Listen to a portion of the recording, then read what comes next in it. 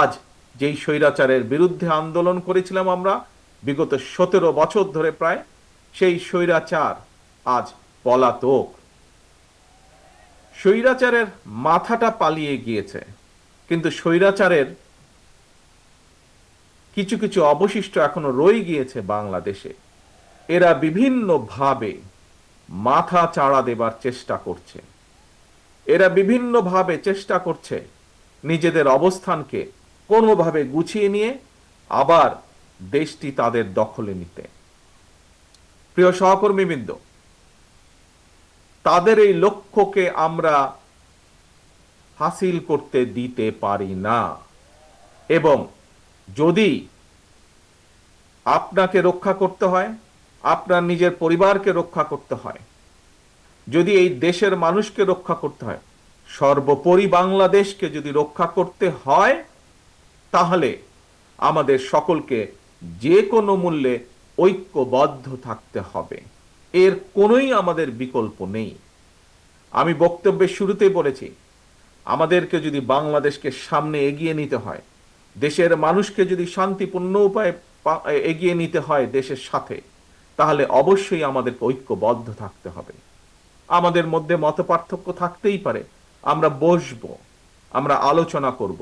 এক আলোচনায় শেষ না হলে আবার আলোচনায় বসবো। আলোচনার মাধ্যমেই আমরা সমস্যার সমাধান করব।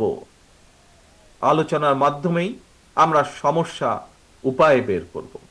প্রিয় সহকর্মীবৃন্দ, আমাদের সামনে বহু কাজ, এখন অনেক কাজ, দেশকে পুনর্গঠনের কাজ।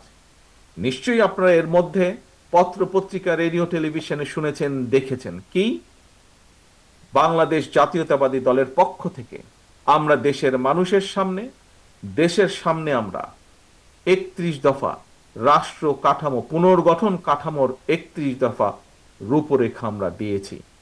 সেটি কি? সেটির মধ্যে সংক্ষেপে যদি বলতে হয়, সেটির মধ্যে এই দেশের ভবিষ্যৎ প্রজন্ম সন্তানদের শিক্ষা ব্যবস্থাকে কিভাবে ঠিক করব তার একটি সংক্ষিপ্ত বিবরণ দেওয়া আছে। এই দেশে বেকারদের কর্মসংস্থানের জন্য আমরা কি কি করতে চাই তার কথা উল্লেখ করা আছে।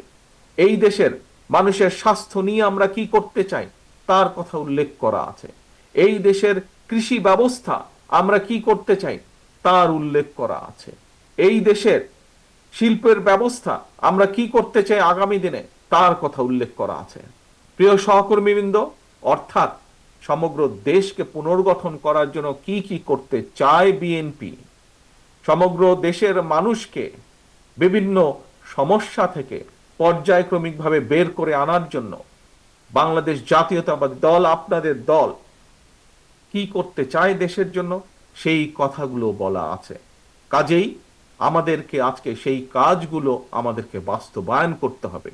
যেই কাজগুলো বাস্তবায়ন করার মাধ্যমে আমরা দেশের শিক্ষা ব্যবস্থাকে এই দেশের উপযোগী, এই দেশের ভবিষ্যৎ প্রজন্মের উপযোগী করে করতে পারবো, সেই পদক্ষেপ আমাদেরকে গ্রহণ করতে হবে।